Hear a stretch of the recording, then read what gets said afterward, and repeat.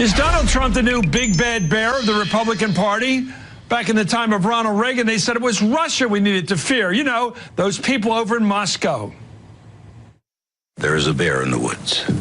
For some people, the bear is easy to see. Others don't see it at all.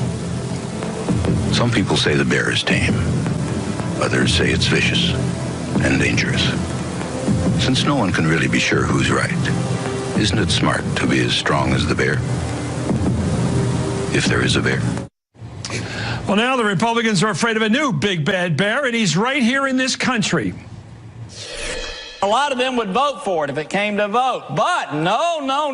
Gosh, we might poke the bear, is the language I've been hearing in the hallways. We might poke the bear. The president might get upset with us as United States senators if we vote on the Corker Amendment. So we're going to do everything we can to block it. Has it gotten this bad that the Republican Party is no longer driven by a desire to protect the country from a foreign foe, but to protect its own members from getting beaten by its own leader? Good evening. I'm Chris Matthews in Washington. The transition of the Republican Party is now complete. Once the party that championed cold warriors like Ronald Reagan is now the party that blindly follows its own bear, Donald Trump. Throughout his presidency, Trump has rebuffed Republican orthodoxy. He's also cozied up to the same autocratic leaders Republicans once repudiated. Republicans are learning to pledge allegiance to their leader or pay the price. The New York Times reports a party that once championed free trade has now largely turned to protectionism under Mr. Trump. Sermons about inclusivity have been replaced with demagogic attacks on immigrants and black athletes. A trust but verify approach to foreign policy has given way to a seat-of-the-pants style in which rogue regimes like North Korea are elevated and Democratic allies like Canada are belittled. The president even seems to be towing the Moscow line on some of his foreign policy decisions. According to the Wall Street Journal, Putin gave Trump the idea to stop joint military exercises with South Korea. Well, the current chair of the Republican Party, Ronna Romney McDaniel, had a very stark warning to any Republican who dares to oppose the president. She tweeted, "Complacency is our enemy. Anyone that does not embrace Donald Trump's agenda of making America great again will be making a mistake." Her tweet, which caused some pushback, was a reference to these comments she made on Fox. Anyone who doesn't embrace the Trump agenda and doesn't recognize the issues that propelled us to victory in the White House is going to be making a mistake. For more, I'm joined by Yamiche Alcindor, White House reporter for a PBS NewsHour and an MSNBC political analyst. David Corn, Washington Bureau Chief for Mother Jones. David Jolly, former Republican congressman from Florida. And Robert Costa, national political reporter for the Washington Post, also an MSNBC political analyst. David Jolly, I want to talk to you about your Republican Party. Is it still there? Is the big bad bear now the man you're afraid to poke? It used to be the Russians. It used to be our enemies. Now it's the leader of the party who is so fearful, so fearsome, I should say, that that's the number one goal of any elected official. Do not mess, or do not, as Bob Corker said, dare poke the bear. No, that's right, Chris. Look, the GOP that we knew is dead. It's over. This is the party of Donald Trump, not just because of shifts in policy. We see evolution of policies at time in both parties, but the tone of the party has changed dramatically, and the imprint of Donald Trump has forever changed the party. Consider Reagan spoke to the better angels. Bush 41 spoke to 1,000 points of light. Bush 43 to compassionate conservatism. Donald Trump ushered in tones of American carnage, what a lot of people believe is mean-spirited bigotry. He has led his followers through gaslighting and through lies, and as a result, he has broken the back of the mainstream GOP. It no longer exists. Well, let me go to Robert Costa on this, because it seems to me the Republican Party used to be somewhat libertarian. A congressman falls in love with a woman from Buenos Aires and says he's on the Appalachian Trail hiking, and they say, well, love is love, love is blind. He may have made a fool of himself, but he's going to be our congressman. And then the guy did something really evil. He dared to challenge President Trump. He dared to do something that was weirdly unorthodox. What do you make of that? That's the sin you can't commit.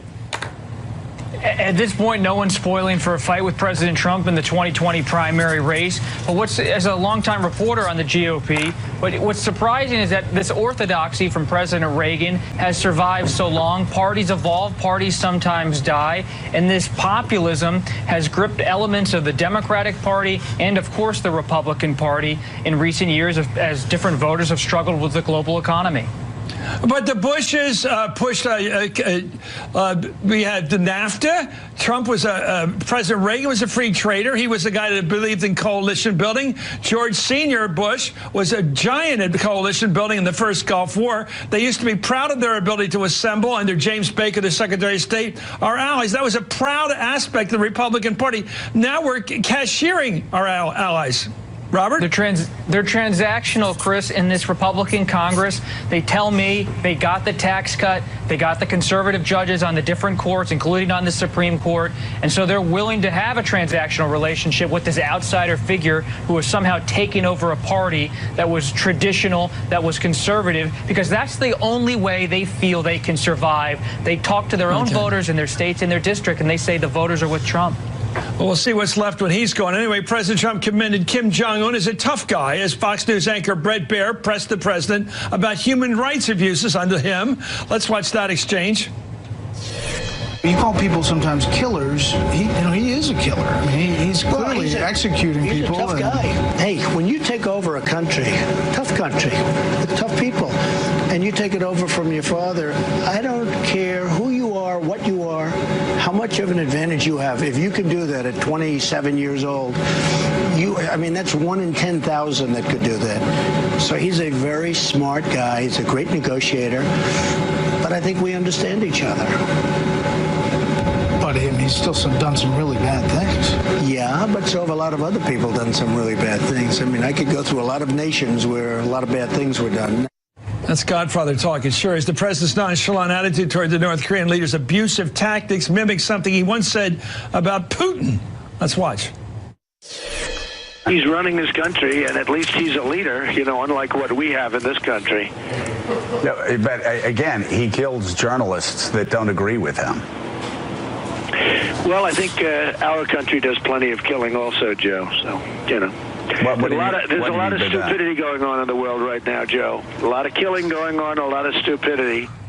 So thuggishness is okay as long as you're my pal. Well, this is not about just... This is frightening talk from American president. It's not just about a policy shift. This is about values. He is praising... I mean, it's okay to meet with your enemy. We try to do this all the time to negotiate arms deals. We don't like the Iranian leaders. But he meets with this guy who is a thuggish dictator who employs death camps, summary executions, mass forced starvation. And he says, hey, pretty good guy. He's doing this at 27. How old was Hitler when he took over the German government? I mean, he seems to have no feeling for any sense of values, American values or any other. And the scary thing is he can talk this way, and there's not a single political appointee or aide in his administration who finds or takes offense with this and says, I can't work for a guy who praises a fellow who runs concentration camps. And Republicans on the Hill, except for Corker, you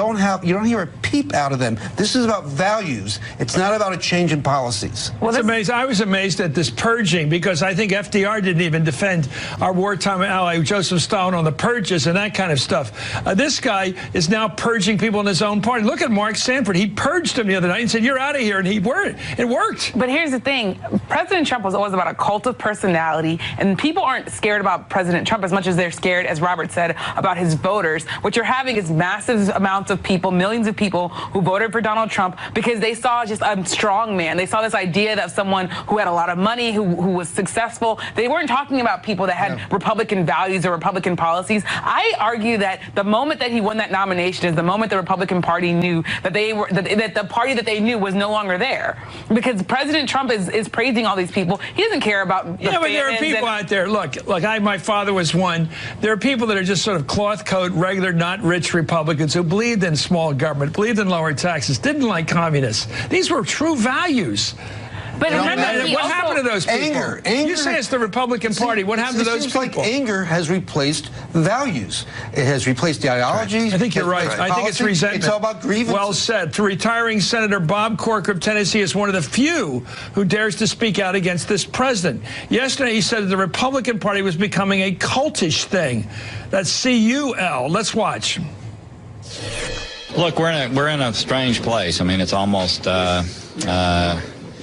know, it's becoming a cultish thing, isn't it?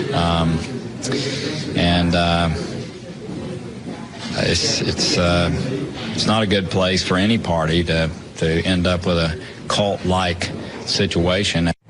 Well, the president's eldest son, Donald Trump Jr., was asked about the senator's comments. Here's what he had to say about Corker. I think that's ridiculous. I think, you know what, if it's a cult, it's because they like what my father's doing. Okay, fine. Let me get back to David Jolly. You've been elected to serve in Congress by a Republican membership down in Tampa area. Those people down in Tampa, those Republicans down there, have they gotten so angry, as David Corn said, that their anger, their resentment against the establishment of this country is so great, it overrides all other beliefs, all other principles? It is, and those are the cultish elements. And the North Korea example is very informative. Look, this is a president who is historically incompetent when it comes to foreign affairs, but he's not selling his base on his competence or on the merits of the North Korea meeting. He's selling his base on his own strength. The fact that this is a president now that they can believe in, that is, yes, a strong man, but somebody that can stand up to dictators.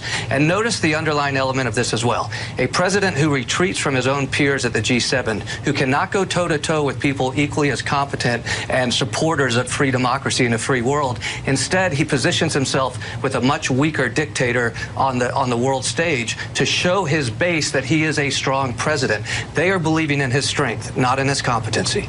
Is this some sort of real it's not populism, or it's sort of know-nothing. Are his people so anti-foreign, anti-even Canadian, anti-European, that they'll take his side against people who are pretty much our people, our friends over there? You know, I think what he has done... Do they hate Angela Merkel? Do they hate Theresa May? Do they hate Justin Trudeau? Do they really despise those people enough to join the president and bullying them around? This is where we have to call President Trump to task for something that's very shameful behavior. The elements of xenophobia, frankly, of racism and bigotry have existed in the Republican Party, but we have seen past presidents shun those elements. Donald Trump has embraced those. It was part of his path to victory. But also, I'm sorry. I was just going to say, when you're out there talking to people, there was also this idea that when they heard America first, they saw everybody that wasn't American as an enemy. So I covered the G7. I was in Canada, and it was shocking to see him basically talk all this trash about Justin Trudeau and then get on a plane and not be able to even sign a joint communique with our allies and then come out with a joint statement for North Korea. But the people that I talked to are eating it up. They're saying this is what we wanted. This is what we voted for. Robert, I think it was Popeye Doyle in French Connection 2, who said, "I'd rather be a lamppost in New York than the president of France." Is that the sentiment of our president today? He'd rather be a lamppost in New York than president of France? Yes, that is his perspective. Thank you. That's a good answer. That's a good answer, and I like your short and sweetness. Go ahead. Maybe I should just leave it there, but I mean, you can stitch this all together. Okay. Okay. Well, thank you. I mean, I'm just saying. All right, I'll leave it there then. I love your yes, sir. Let's go. Yamiche Alcindor, David Corn, David Jolly, and the great Robert Costa, a man of few words. Very Gary Cooper review. Coming up, a government watchdog reports finds that FBI Director James Comey made a serious error when he reopened the investigation into Hillary Clinton's emails just days before the election. Well, we knew that. Now it's official. And that's the move that helped help Trump win. So why is Trump trying to play victim here? He won. He won because of the screw-up. And that's ahead. Plus, Republicans are feeling the heat over Trump's policy of separating children from their parents at the border. That policy is being called inhumane, don't you think? And now Trump's allies even them are starting to pipe up against it. And what if Barack Obama saluted a North Korean general? Didn't he do it? I've seen him do it. The Hardball Roundtable tackles that. And then the cult of Trump. And the latest from far-right ringleader, boy, he's something else, Stephen King. Well, he's the guy who famously said a lot of illegal immigrants have calves the size of cantaloupes. Who's measuring their calves for smuggling drugs? Anyway, finally, let me finish tonight with Trump Watch. They won't like it. This is Hardball where the action is.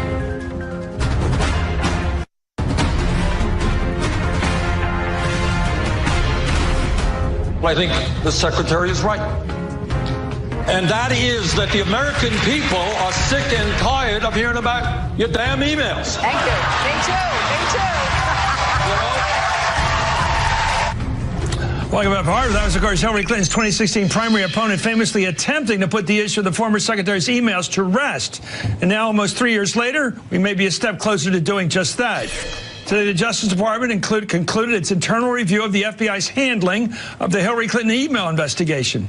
And while it finds no evidence of political bias in the FBI's prosecutorial decisions, it says that former Director James Comey made a serious error of judgment when he sent a letter to Congress reopening the investigation of Hillary's emails just days before the election. It also called Comey insubordinate for his decision to hold a press conference in July of 2016 without consulting the Attorney General. It was there that Comey criticized Clinton, despite announcing that no charges would be brought. We all remember this. Let's watch.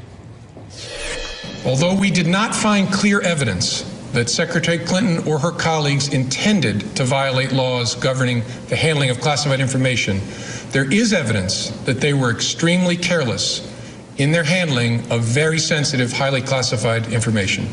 Well, despite those criticisms, the report states that we found no evidence that Comey's public statement announcing the FBI's decision to close the investigation was a result of bias or an effort to influence the election. Joining me right now is Joey Ainsley, national political reporter for NBC News. Cynthia Oxney is a former federal prosecutor, and Congressman Gerald Nadler of New York is the ranking Democrat in the House Judiciary Committee. Congressman, it seems to me the big takeaway from this report, and it was a voluminous report, was A, Comey was wrong to make that statement he did, and the big announcement about Hillary's situation on the emails in July, and very wrong 11 days before the election when he reopened the whole thing publicly. Your thoughts? I think there are two big takeaways. And that's certainly one of them. He should not have done either one of those things. He substituted his own judgment for department guidelines and principles which are designed to make sure that they don't affect an election. And arguably, he certainly did affect the election. And secondly... on that point, do you think Hillary was right? I mean, that 11 days out saying that the Anthony Weiner matter had opened the whole thing up again, that had effect on the results? Oh, it certainly had an effect on the results. Whether it had enough of an effect to have changed the outcome, I think it's probably true, but you can't prove that. But the second takeaway is that contrary to what the Republicans were saying for a year and a half before the election and to this day, there was no bias in the FBI. There was no bias in the Department of Justice, and they were trying to push the Department of Justice as they're trying to pressure the special prosecutor now, as they're trying to taint the jury pool, the public, against whatever he says now. And this is very important to say. There was no political bias whatsoever. What jumped out at me, because I'm like the people who watch this show, I'm a political person. I pay attention. I read all the papers, watch everything. I know you are at the heart of it, coming from the New York media. You live in it every day. Do you think it's believable, because this is in the report, that James Comey, the head of the FBI, did not know that Huma Ahmadin, Hillary Clinton's top kick, was married to Anthony Weiner, the congressman in New York who got in all that trouble? Didn't know they were together. Do you think that's true? I don't know whether it's true or not, but stranger things have happened. I don't know what he reads or doesn't read, and I don't know. Well, let me tell you, Cynthia tells me he's not a political guy, Comey. He may be incompetent on some things. It's the Federal Bureau of Investigation. I mean, come on, of course he knew. It's ridiculous. Of course he knew? Of course he knew. It's ridiculous. Well, Julia? I don't like to wager, but I do think that the reason we're asking this question is not just because it's fun to play these games in Washington where we all know. Well, it is weird because this is a New York tabloid story that never quit about Anthony Weiner. How many jokes they make about him. It's true, but I think the real reason why that matters is because of the delay. We found out from this report today that as of September 29th, 2016, they had enough information to subpoena those emails on Anthony Weiner's computer. So why did we not hear about that till October 28th when he told Congress? Well, was there an agent there, a special agent there who slowed it down to have a bigger impact on the election? So that is what they investigated. What they found is there are a number of people who decided not to move forward. One of those was Comey, one of those was McCabe. They say political bias shouldn't be involved in their decision, but another one was Peter Strzok. And as we saw from text messages today, it looks like he did have a political bias, and they couldn't quite rule that out. What did you make, Congressman, of this member, a special agent who said, I'm going to stop Trump from being elected? Was that just bull talk or BS? I think it was. I think that what those tapes prove is that Strzok and his girlfriend Lisa Page agreed with the majority of the American people who don't like Donald Trump, and they're entitled to their political opinions. But when he said we're going to stop it, what do you make of that? I think that was rhetoric to his girlfriend. What would you make of that legally? Let me add one thing. Cynthia, wouldn't you use that against some guy if he said, I'm going to stop it and I'm a special agent? It's totally inappropriate for a special agent of the FBI who's supposed to be above reproach to be writing that. It makes no sense. And we tell our children, whatever you put in your email, it's not private. Nothing is private. And if you are working on an investigation that this serious, you should not be saying that. But the IG specifically found that there was no evidence that any decision or action taken by any of the agents, Strzok, Page, anybody else, was affected by political bias. You think that'll stop Trump from tooting this? No, it won't stop Trump, but, well, Trump lies about everything. So but here's the problem. What this is done, it's the Strzok and it's Comey breaking all the rules, and it was a terrible thing that he did for the Department of Justice. And that's the way I look at it, as a prosecutor and as somebody who wants the justice system to appear fair. And it does taint the whole justice system. The Strzok has tainted it. Here's my big question. You guys are maybe Joy. Why didn't he, when he found out that Anthony Weiner had some stuff on it that was gotten on his, they were sharing, husband and wife were sharing the same laptop at home, and some of the stuff he was picking up from Hillary on his laptop. Why didn't he just look at it, examine it, and then decide to make a statement on it? They checked out this laptop in a couple of hours. Why did they have to make a big announcement? We're looking at the laptop. So he would have had the luxury of that if he had acted sooner. If he'd acted in September when he was notified about that, he would have had the luxury. As we remember, there were thousands of emails people were going through, and a lot of the emails on Anthony Weiner's computer were copies of things they already had, but they didn't know that at the time. So they didn't know how long. Why didn't they look at them before they talked? Well, so at October 28th, they didn't know quite how many they were going to have to go through. And but they still got through it. They still got through it. But he didn't have the luxury of time. Well, I think that's where Hillary has a right to be angry. Anyway, responding to the revelation that James Comey also used a personal email account to conduct official FBI business, Hillary Clinton wrote in a tweet, but my emails. Congressman, you're the political guy here. Do you think Hillary's right to say this was biased against her because she said, even though the report said it wasn't biased, do you think that the FBI acted in a definitely unpleasant way to Hillary here? I think the FBI conducted an honest investigation. I think that Comey, for reasons of his own personal public relations and for reasons of what he considered public relations of the FBI, violated the guidelines and improperly substituted his judgment for the rules and thereby biased the election against Hillary.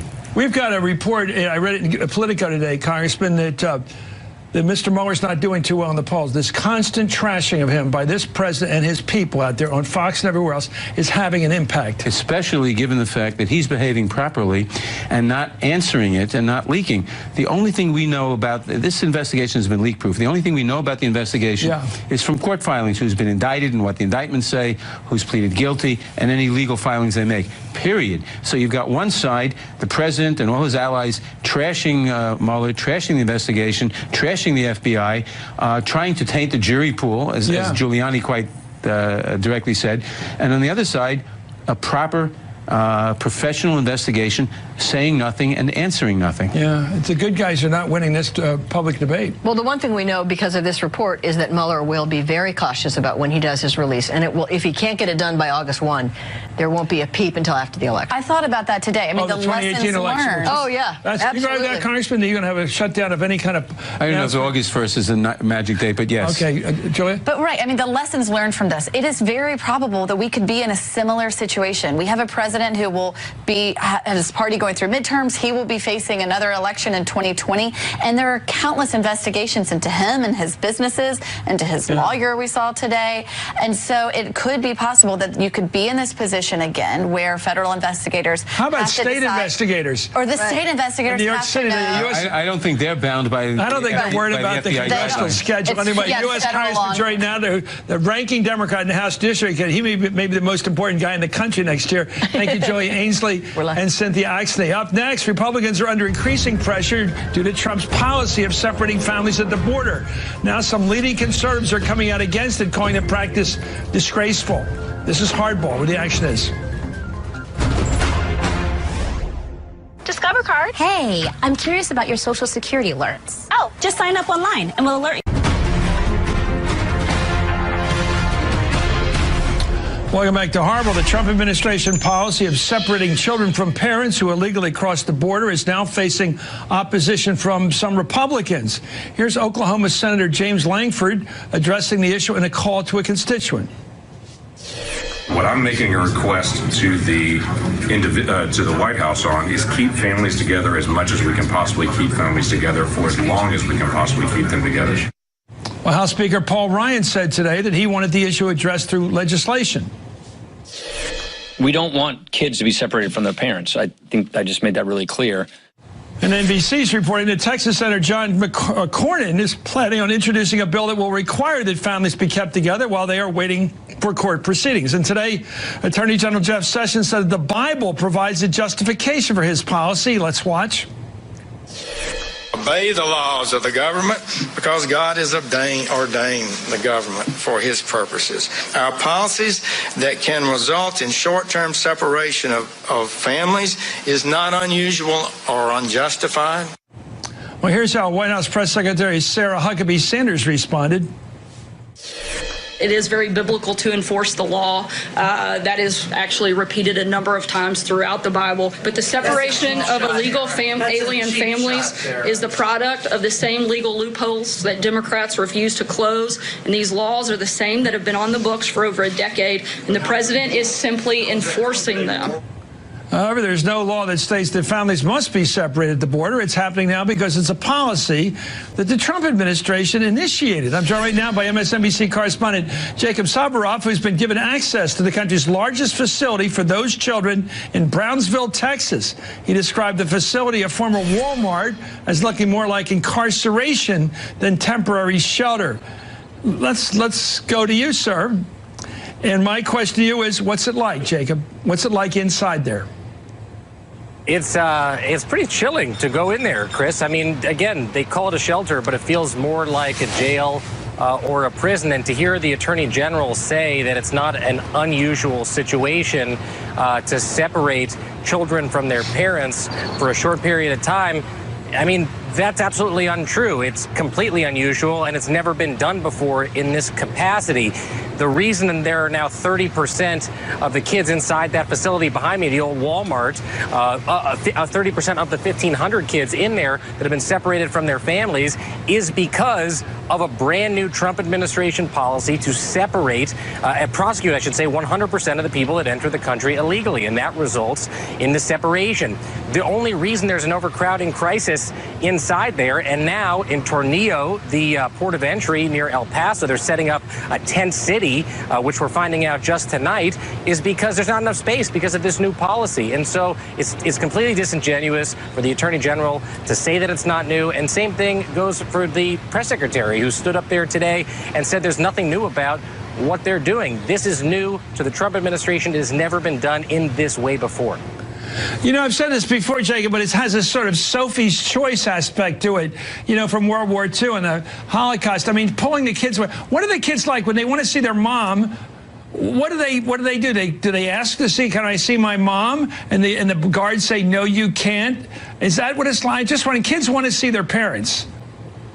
The reality is there is no seeing your mom or your dad or your family members when you're inside here. You have the opportunity to call your sponsor if you are an unaccompanied minor and you showed up here without your parents. But if your parents were separated from you at the border, your parents are in federal prison right now. And the only way to get in touch with them is to have that federal penal institution get your parents on the phone, schedule a time to talk to you, and you don't know when you're going to see them again. The average stay in here is 52 days. And Chris, again, it's not unusual to have unaccompanied minors come into the United States. In 2014 and in 2016, we had big migrant crises where you had a lot of unaccompanied minors. But this is a self-inflicted wound from the Trump administration, a crisis created artificially by separating these kids down at the border, creating the overcrowding situation, crisis, separations that we're seeing right now. Well, Jeff Sessions said today that the children in these facilities are treated well. Let's watch him. This is HHS, our Health and Human Services, something entirely different from the criminal justice system, to take care of these children in a good and decent and proper way. They are provided food and education in their native language, health and dental care. Well, it's hot down there, isn't it, Jacob? It's hot. And they're talking about a tent city now with the people really living in the environment of Texas in the summer. what the Attorney General said is not incorrect, but it's not the issue. The issue is not whether or not licensed child care professionals can give good quality care inside this facility to the children that are inside there. Somebody from the ACLU told me you could send these kids to a 5-star hotel and they'd still be traumatized for their entire life from being ripped away from their parents. I mean, he's just deflecting. It's not about the quality of the care that's going on inside this facility, even though it is child incarceration, even though they are only allowed outside 2 hours a day, and for the other 22, they're inside the Walmart. Again, that is not new for what's going on inside facilities like this and the other 99 of them in 17 states throughout the country. It is the fact that the Trump administration has chosen to put a large amount of kids, more than ever before. This place is as busy as it's ever been, because the Trump administration has chosen as a deterrence strategy to scare people into not coming by saying, we're going to rip you apart from your kids. We know that prevention through deterrence, it was the official Border Patrol policy in the 90s. All that did was result in more people crossing through more dangerous ways and dying in the desert or here in the brush in South Texas. And that's what you're going to see from a policy like this. People are going to stop declaring asylum, and people are going to go into the country in more dangerous ways.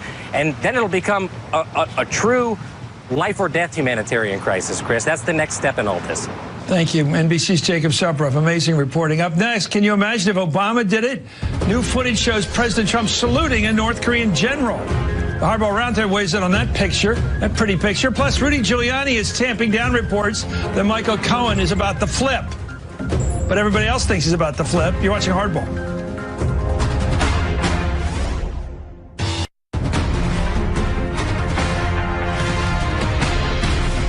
Welcome back to Hardball. President Trump is shrugging off the human rights abuses of North Korean dictator Kim Jong-un following his historic summit in Singapore. And now Trump is stirring more controversy thanks to video released by North Korean state media. In the North Korean state media video, President Trump goes in for a handshake with a North Korean general. The general raises his hand in a salute, and Trump returns the salute. And then the two men shake hands again. Oh, there, let's have more of this. Anyway, today, White House Press Secretary Sarah Sanders said Trump saluted the general as a common courtesy to a military official. How'd she know that? Let's compare that reaction to what we saw in 2012 when President Barack Obama was photographed appearing to bow to Mexican President Felipe Calderon at the G20. Maybe because he's taller than the guy. Trump blasted Obama on Twitter, writing, "The amateur. First, Barack Obama was caught bowing to the Saudi king, but now the president of Mexico." And more for more, I'm joined by the roundtable. Adrian Elrod is a Democratic strategist and former senior aide for Hillary for America. And John Brabender is not a Hillary guy. He's a Republican strategist. And Ayesha Rasco, White House reporter for NPR. Okay, what do you make of this, Adrian? Suppose Hillary had done a really crisp salute. I mean, can you imagine, Chris? She would have been, first of all, articles of impeachment would have been filed against her immediately. I mean, we probably would have had more articles of impeachment before that. I remember when Jimmy Carter kissed Brezhnev. That was a bad day. Yeah, no, I think that, I think that what you're seeing here, though. We're going to play this a while. We're going to keep playing this, baby. It's a very dangerous trajectory here. You're seeing the president of the United States who has more respect for authoritarian leaders like Vladimir Putin and Kim Jong-un than our closest Democratic allies, because he look at the happy father there, Kim, that young man there. He's smiling in glee. Hi, guys. Look, he's saluting. How do you know this guy doesn't do the thumb screws? How do you know this is the king torturer over there? And he's the guy knocks off his uncle and other jobs like that for Kim. Well, I don't understand. Are you now worried that the president is too soft? I mean, look, I wouldn't care if he would have done the Macarena with the entire North Korea army if this is going to lead to the denuclearization of North Korea. I think we're at least have a real shot at it, and I think he's played this pretty smart, and he deserves credit. Okay, he's optimistic. I mean, this is something that the North Koreans will be able to use as propaganda for years to come. So the White House is defending it, saying it was a common courtesy, but this is something that if things don't go well, North Korea has this, and they will be able to show this. Is there a term for this in the Far East? Kowtowing. Anyway, meanwhile, President Trump's attorney, Rudy Giuliani, responded to speculation Wednesday that Trump's longtime attorney and personal fixer, Michael Cohen, could be closer to cooperating with prosecutors. Here's what Rudy told Fox. He's not cooperating, nor do we care, because the president did nothing wrong. We're very comfortable if he cooperates, that there's nothing he can cooperate about with regard to President Trump. I am absolutely certain of that from everything I know about that investigation. Michael Cohen, I think, would tell you he's got nothing incriminating with the president. And really, they should stop going after him. They're torturing the guy. The reality is they're trying to frighten him. Bank fraud, mail fraud, the works. But I tell you, we all watch these perp walks, whatever you call them. We all watch Michael Cohen. We watch him walking past the cameras, knowing he's on camera, looking very sad. Yep. What's up? Rudy says he's in the corral. Everything's all. I don't think so. Well, look, I also think that every time Rudy Giuliani opens his mouth and says something, half the time he's wrong. So I think the more analysis that we do on everything that Rudy says pertaining to this investigation, it kind of takes us a little bit off the game. Emmett Flood is the one who's behind the scenes doing all of the work. Who is? Rudy's the one. Emmett Flood. Yeah, Emmett Flood. Rudy's the attorney. Rudy is the one who's out there spouting his mouth. Again, half the stuff. Would you say that if Rudy were here? Of course I would. Okay, just checking you out there. John Brabender. Well, look, I mean, everybody keeps talking about, you know, that he looks unhappy. Well, he did get raided. I mean, he has good reasons, just like Manafort has good reasons. He's recorded all these phone conversations, and they've got all the recordings. So far, every time he had a woman to fix or keep quiet or something, this guy has it on tape somewhere. He's got everything in his email. He's got it all there. Yep. And they're looking through it. But look, we have not seen one piece of evidence at all that any of this is related to the president. Because they're holding it. Yeah, well, but we haven't seen it, and so everybody wants to. You're banking on. Let me get this straight, John Brenner, because you'll be on again. You're banking on Michael Cohen being clean and having nothing on the president. But Rudy's also doing a good job saying no matter what comes out, we can't trust anything anymore because of this FBI. And I think that's a fair. Because of this guy that says the Mueller investigation is not leaking. So right, so like trash and Mueller. Go ahead. And that's what I think. That's what Giuliani saying these things is all about. The investigators know what they have on Michael Cohen and whether they have anything on the president. Giuliani, I don't know that he would even know, but I think he's trying to make the case to the public that there's nothing happening, and if you say it enough, you can make this case. We're innocent. But, you know, people often do say they're innocent, but they can still end up getting charged. All I know is if this guy's did anything wrong, and I think they did, Mueller's going to catch him. That's what I'm sure of. There'll be no walking away. He's going to catch him. This guy looks serious. Finally, one of your favorites, Iowa Republican Congressman Steve King is under fire again after retweeting a British political activist who has described himself as a Nazi sympathizer and an admirer of Adolf Hitler. King retweeted the post, a screenshot of a Breitbart story on opposition to mass migration to Italy, and commented, "Europe is waking up. Will America in time?" Well, the Huffington Post reported late today that King said he didn't realize he'd retweeted a Nazi sympathizer but wouldn't commit to deleting the tweet. It's certainly not the first time Mr. King's far-right views have sparked controversy. In 2013, he told Newsmax that most immigrants were drug mules. For everyone who's a valedictorian, there's another 100 out there that they weigh 130 pounds and they've got calves the size of cantaloupes because they're hauling 75 pounds of marijuana across the desert. Those people would be legalized with the same act. John, what's it with your crowded cantaloupes? Wasn't Dan Burton out there shooting cantaloupes to see if somebody shot himself or not? Yeah. Well, what is this with cantaloupes? Does he measure the legs of these guys to see if they're like cantaloupe size? Look, it is weird. I'm going to be the first to say that he shouldn't have retweeted. And if he didn't know who he was retweeting, he shouldn't have waited the entire day to discredit it. Where do you put Stephen King on the spectrum? Well, Hitler being 10. Well, yeah, I'm not going to get into that. I'll let Steve King defend himself. But the problem I have when this type of thing happens is it takes us off the real discussions that we need to have on illegal immigration and the reforms that need to happen that America wants to have happen. And this is something where we just get off message. Aisha, Stephen King just keeps doing it. Well, I think that Republicans have to decide what message they want to send and what's important to them. Like, is it important that they stand up if someone retweets someone who is a Nazi sympathizer? Is that important for them to stand up for and to stand up against? And that's something that they... Do you believe this guy King didn't know he was retweeting this Nazi guy? Of course I don't believe him. Look, the bottom line is white nationalists are part of the Trump Republican Party coalition. That is the bottom line. That's why you're not seeing a lot of Republicans have the courage to come out and criticize Steve King for his tweet. Roundtable sticking with us, and up next, these three will tell me something I don't know. You're watching Hardball. To give you a good comment. Well, Speaker Paul Ryan apparently hasn't seen a newspaper in a few months. Ryan may not want to comment on the myriad of controversies swirling around the EPA administrator, but Pruitt's taking plenty of heat from other conservatives. The National Review says Pruitt should be canned. arguing this is no way for any public official to treat taxpayers. And last night, Fox News host Laura Ingraham retweeted that Pruitt's bad judgment is hurting Trump and that he's got to go. Even Pruitt's longtime ally, Senator James Inhofe of Oklahoma, says that every day something new comes up and that unless something drastically changes, it's time for him to leave the job. Press Secretary Sarah Huckabee Sanders today was asked if the president still has confidence in Pruitt. Here's what she had to say. What is his status within the administration, and does the president have confidence in him to remain as administrator? Certainly, we have some areas of concern in some of these allegations, but I don't have any personnel announcements at this point. We'll be right back. Ancestry DNA told my dad he comes from the southern coast of Ireland. I think it's why we've been doing this forever. My dad has roots in the mountains of northern Mexico, home to the strongest runners in the universe. My dad's ancestors were African Bantu. I bet they told the most amazing stories. With twice the detail of other tests, Ancestry DNA can show Dad where he's from and strengthen the bonds you share. It's only $69. Give it to Dad for Father's Day. Kids, I changed my mind. I'm staying on as head of the company. I was about to be announced. The only way he'll respect you is if you try to destroy him. Who's in charge right now? You are a nobody. Hilton Getaway means you get more because you get another day in paradise. Get a sunset on a Sunday.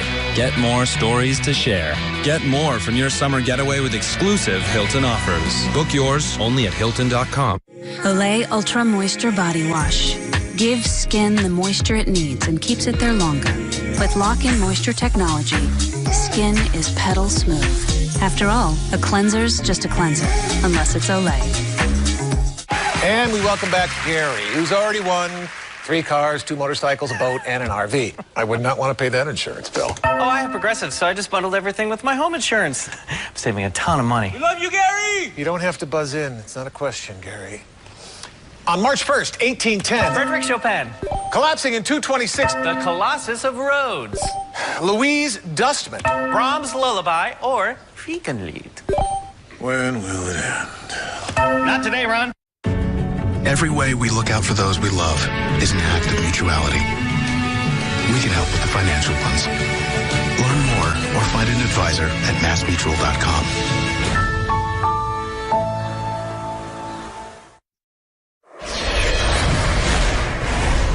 We're back with the Hardball Roundtable. Adrian, tell me something I don't know.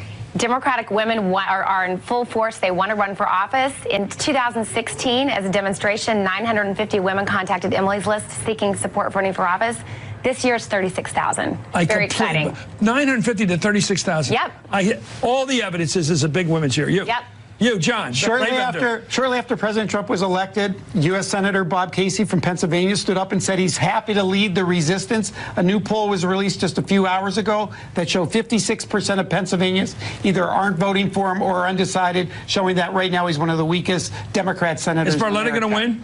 I think it's going to be. Are you working for Barletta? Well, yes, I am. Okay, let's get it on the table. Let's get it on the table. But the point is, this is going to be a battleground that's going to go into 2020. Because of you, you're going to get Barletta. You personally will bring him in across the finish line and beat Bob Casey. Do you want to make a contribution? No. Okay. I might make a bet, but go ahead. Quick statistic for you. So President Trump has pardoned 5 people and issued 2 commutations at this point in his presidency, compared to the past 3 presidents who at this point had issued 0 pardons or commutations. So he is different from other presidents. Instead of other presidents waited, he's jumping right in. Yeah, a lot of them waited till the last second when nobody was looking. Yes, exactly. Okay, all right, Mark Ridge. Anyway, thank you, Adrian Elrod, John Brabender, and Ayesha Rasco. When we return, let me finish tonight with Trump Watch. It'll be short and sweet tonight. You're watching Hardball. Trump Watch Thursday, June 14th, 2018. Could it be that Donald Trump, so recently a pro-choice big city Democrat, joined the Republican Party in order to destroy it? Think of the principles that have been undergirding the party: respect for the rugged individual, opposition to excessive government power, a cringing hostility toward federal deficits, hatred of communism and communists personally. But here you have the new leader of the Republican Party operating in plain sight to destroy each and every one of these Republican principles, these pillars of the grand old party itself. And what happens if someone in the party and the GOP tries to stop him? He's accused of poking the bear. Wow, that's Hardball for now. Thanks for being with us. All In with Chris Hayes starts right now.